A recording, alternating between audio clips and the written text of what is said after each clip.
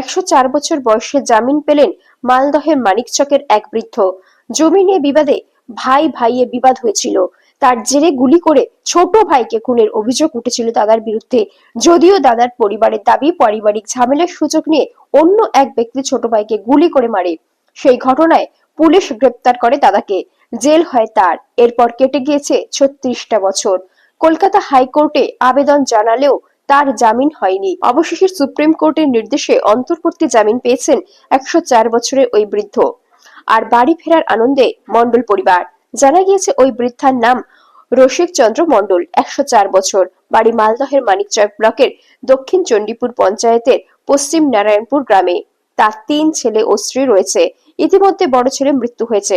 1920 সালে মানিকচক ব্লকের দক্ষিণ চণ্ডীপুর পঞ্চায়েতের পশ্চিম নারায়ণপুর গ্রামে জন্ম রসিকবাবুর। বেশ কয়েক বিঘা জমির মালিক ছিলেন তিনি। গঙ্গার পলি মেশা উর্বর ওই জমি ছিল বহু ফসলি।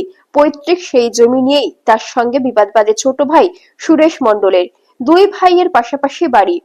1988 সালের একদিন নিজের বাড়িতে গুলিবিদ্ধ হয়ে মারা যায় সুরেশবাবু। সেই ঘটনায় সুরেশবাবুর স্ত্রী আরতি মণ্ডল, ভাসুর রসিক সহ মোট 18 জনের বিরুদ্ধে মানিকচক থানায় লিখিত অভিযোগ দায়ের করেন। পুলিশ অভিযুক্তদের গ্রেপ্তার করে।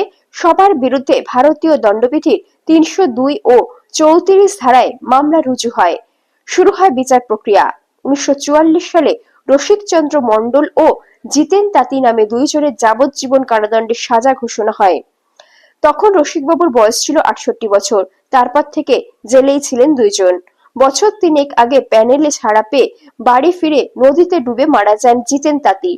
প্যারেলে ছাড়া পেয়ে বেশ কয়েক বছর বাড়িতে ছিলেন রসিকবাবুও। প্যারেলের মেয়াদ শেষ হবার পর পুলিশ তাকে ফের সংশোধনাগারে পাঠায়। এই দীর্ঘ সময়কালে তার মূলত মালদা জেলা সংশোধনাগারেই রাখা হয়েছিল। 2018 সালে রসিকবাবু নিম্ন আদালতের রায়কে চ্যালেঞ্জ করে কলকাতা হাইকোর্টে আবেদন জানান, কিন্তু তার আবেদন হাইকোর্ট খারিজ করে দেয়। পরবর্তীকালে সুপ্রিম কোর্টেও তিনি সেই আবেদন জানান, কিন্তু সেখানেও তার আবেদন গ্রাহ্য হয়নি। 2020 সালে 99 বছর বয়সী রসিকবাবু তার বয়স এবং বার্ধক্যজনিত অসুস্থতার কারণ দেখিয়ে শীর্ষ আদালতে মুক্তির আবেদন জানান। সেই আবেদনের ভিত্তিতে 2021 সালের মে মাসে সুপ্রিম কোর্ট এই মামলার স্ট্যাটাস রিপোর্ট চেয়ে পশ্চিমবঙ্গ সরকারকে একটি নোটিশ জারি করে। অবশেষে শুক্রবার সুপ্রিম কোর্টের প্রধান বিচারপতি সঞ্জীব খান্না ও বিচারপতি সঞ্জয় কুমারের ডিভিশন বেঞ্চে রসিকবাবুর আবেদনের শুনানি হয়।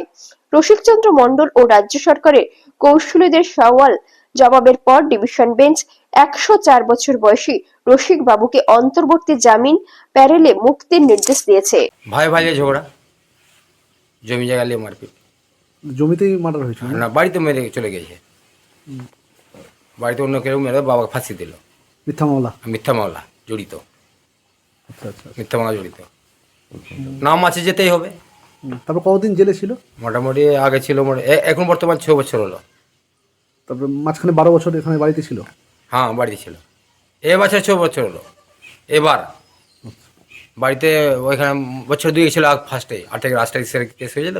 বছর 2 ছিল বাড়িতে, তারপর বেল পেয়েছি আমরা।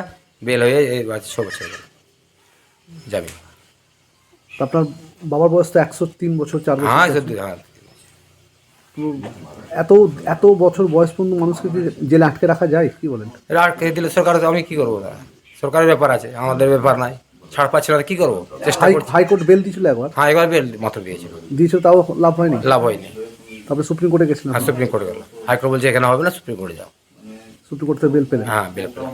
তো 104 বছরের বাবা, হ্যাঁ। বাবা কেমন কেমন অবস্থায় আছে এখন? অসুস্থ আছে। অসুস্থ হলে হসপিটালে ভর্তি করে দেয়, আবার নিয়ে চলে যায়। প্রত্যেকবার মালদা করে যে ভর্তি করে দেয় মালদা হসপিটালে, আবার নিয়ে চলে যায়। এবার যে বাড়ি ফিরে আসছে, আপনাদের কাছে ফিরে আসছে, হ্যাঁ, শেষ বয়সটুকু আপনাদের সঙ্গে থাকবে, কেমন লাগছে? হ্যাঁ, কেমন লাগছে? ভালো লাগবে। বাবার সঙ্গে থাকবো, আনন্দ পাবো, খুশি থাকবো। মানে আপনারা হাল ছাড়েননি? না, হাল ছাড়িনি। বাবা ছাড়তে পারি? 104 বছর বয়স, তাও বাবাকে বাড়ি নিয়ে আসার জন্য চেষ্টা করলাম, আসলো, অর্ডার হলো সরকারের।